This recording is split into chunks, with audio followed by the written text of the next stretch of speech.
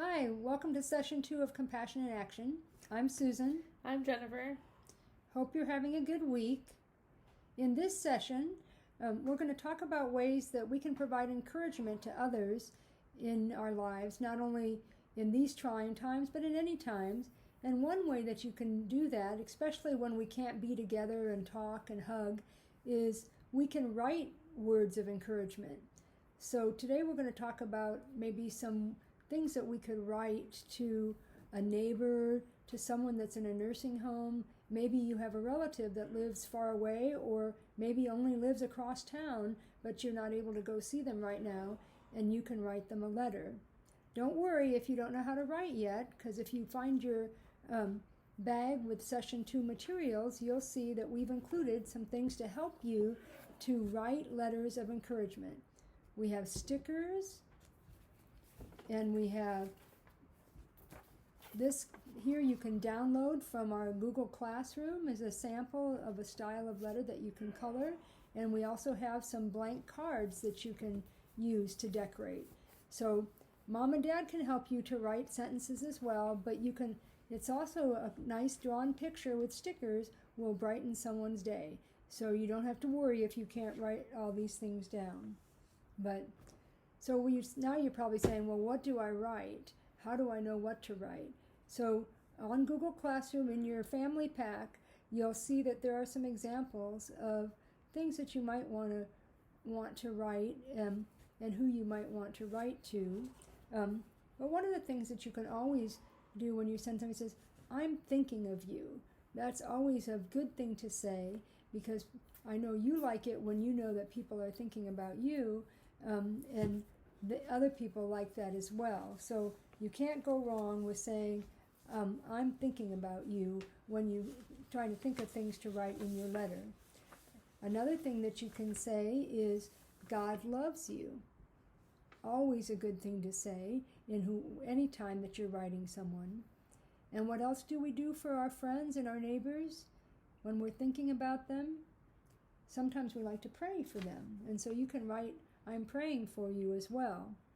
So there are some samples in your family pack of things that you can say.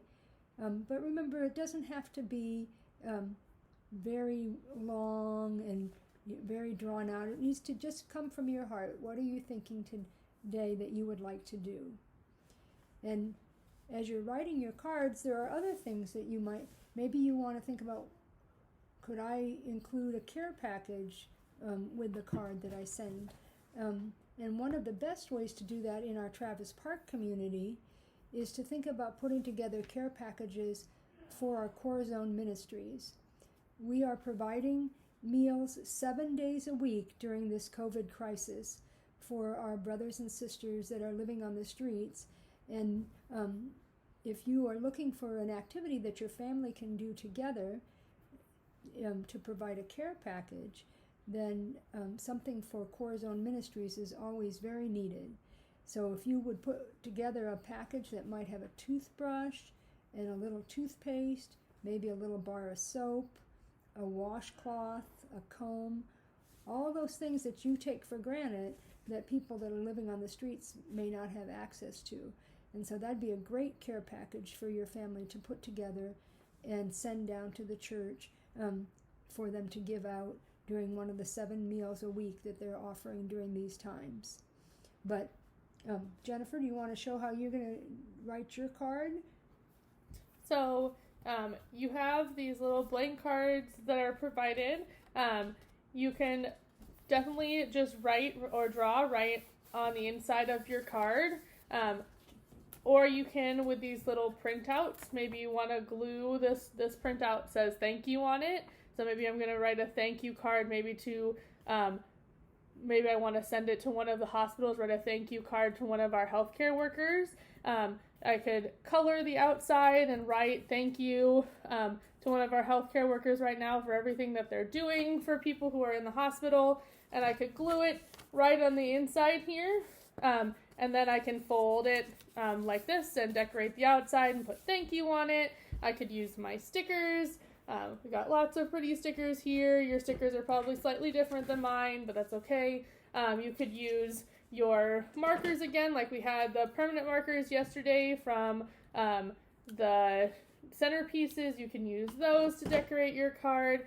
Anything that you think might brighten someone's day. So you don't have to write a card necessarily to somebody that you know. It doesn't have to go to a friend or a family member. It could definitely go to someone that you think might need a card right now. So maybe like our healthcare workers at the hospital, maybe writing to people in the nursing homes who can't get out and see their families right now.